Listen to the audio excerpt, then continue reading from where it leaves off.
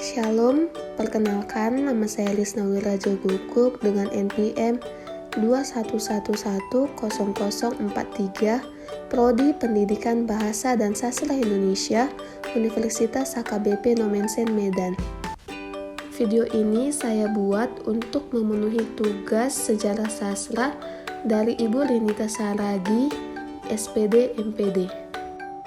Di video kali ini saya akan menceritakan atau menjelaskan sedikit mengenai karya sastra dari novel Pertemuan Dua Hati yang dikarang oleh N. Hardini. Nurhayati Sri Hardini Siti Nukatin lahir di Semarang pada tanggal 29 Februari 1936. Dia adalah seorang sastrawan, novelis, dan feminis Indonesia atau yang lebih dikenal dengan nama N. Hardini. Pada tahun 1980-an, ia mengarang sebuah novel yang berjudul Pertemuan Dua Hati dengan tebal 87 halaman. Sinopsis dari novel Pertemuan Dua Hati. Bu Suci adalah seorang guru di sebuah desa di Purwodadi. Ia adalah seorang guru yang bijak serta sangat mencintai keluarganya. Namun, karena pekerjaan suaminya, Bu Suci dan keluarganya terpaksa pindah ke kota Semarang. Di sana, ia tinggal dengan suaminya dan ketiga anaknya, serta dengan uaknya yang menjaga anak-anak Bu Suci. Bu Suci mempunyai seorang suami yang sangat pengertian terhadap keluarganya.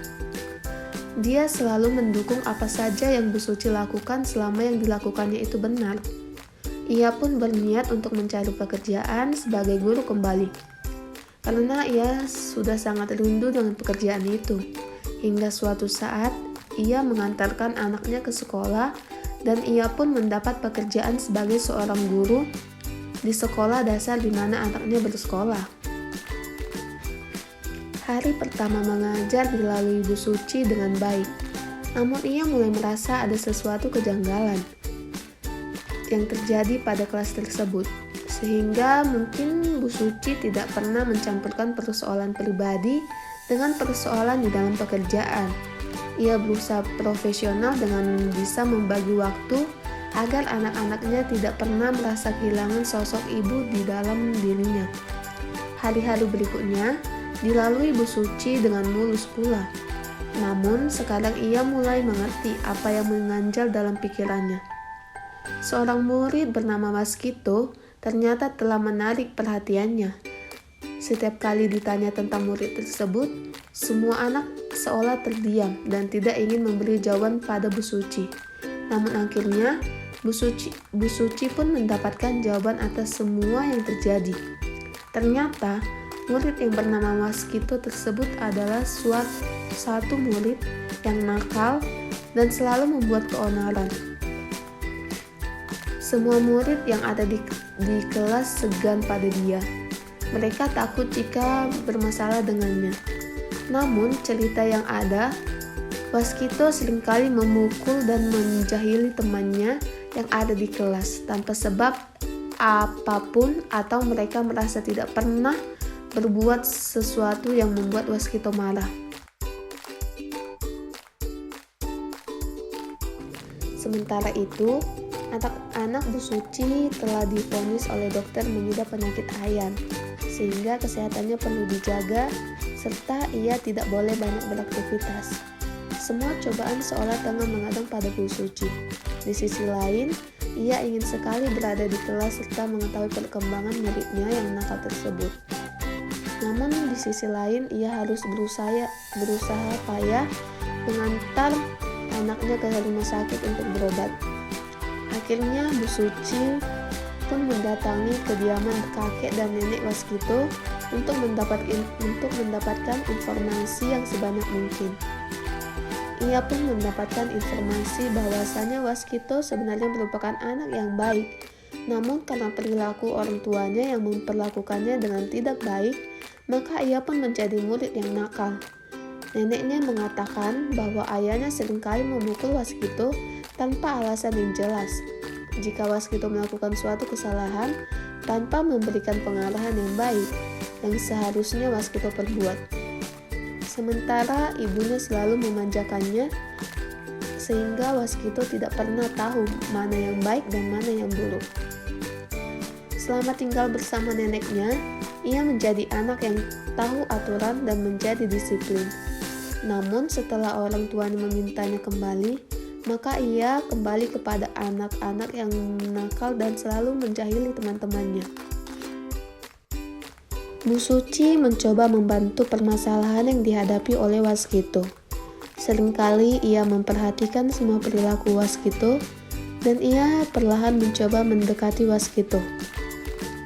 Ia meminta Waskito untuk mengantar makanan pada anak keduanya yang sakit tersebut. Bu Suci mencoba menggambarkan pada Waskito bahwa ia masih beruntung diberi kesehatan sehingga ia tidak perlu melakukan sesuatu yang tidak berguna untuk hidupnya. Bu Suci juga memberi kepercayaan pada Waskito untuk membuat sesuatu hingga pekerjaan yang dilakukan Waskito dan kelompoknya mendapat penghargaan dari teman-temannya. Waskito dibuat ada kebenarannya oleh Bu Suci. Selama ini, semua murid yang ada di kelas menganggap Waskito hanya sebagai biang onar dan keributan sehingga keberadaannya tidak diinginkan dan dibutuhkan. Kini Waskito tinggal bersama bibinya, sehingga sedikit demi sedikit ia mulai mendapatkan pelajaran tentang sebuah kasih sayang, terutama dari keluarga bibinya yang selalu rukun meskipun keadaan ekonomi mereka sulit. Namun mereka seringkali harus berbagi makanan. Namun Waskito senang tinggal di sana, lantaran di sana ia mendapat pekerjaan tentang sopan santun dan kasih sayang. Ibu Suci merasa lega dengan perubahan yang mulai Waskito tunjukkan. Namun suatu hari ia kembali mengamuk lantaran ada seorang yang menghina tanaman yang ia tanam. Padahal maksud temannya tersebut. Namun suatu hari ia kembali mengamuk lantaran ada seorang yang menghina tanaman yang ia tanam. Padahal maksud temannya tersebut hanya sekedar gurauan belaka. Waskito sebagai sampai membawa kater yang diajukan ke udara. Namun dengan berani Bu Suci merampas kater tersebut dari tangan Waskito. Tanpa memikirkan sesuatu yang buruk akan terjadi padanya. Entah kenapa, ia yakin bahwa Waskito tidak akan sanggup untuk menggunakan senjata tajam tersebut. Semua guru di sekolah tersebut sepakat untuk mengeluarkan Waskito dari sekolah karena sikap Waskito sudah keterlaluan. Namun Bu Suci dengan segenap hati meminta agar diberi waktu untuk membimbing Waskito. Jika ia gagal, jabatannya sebagai guru rela harus dicabut. Ia pun menekankan kepada Waskito bahwa Bu Suci percaya bahwa Waskito akan mengubah sikapnya. Karena selain ia yang harus pindah, jabatan Bu Suci sebagai guru juga dipertahankan untuknya. Dan sejak saat itu pula, keprofesionalisme yang Bu Suci gunakan dalam memisahkan urusan pekerjaan dan rumah tangga tak berlalu lagi semenjak kedatangan Waskito. Novel ini menggunakan alur campuran, dan novel ini terdapat banyak sekali tokoh-tokohnya, tapi hanya ada 2 tokoh utama dan beberapa tokoh pembantu. Salah satu tokoh utamanya adalah Bu Suci, yang sebagai seorang guru yang baik, ramah, bijaksana, dan sesuai namanya yaitu Suci.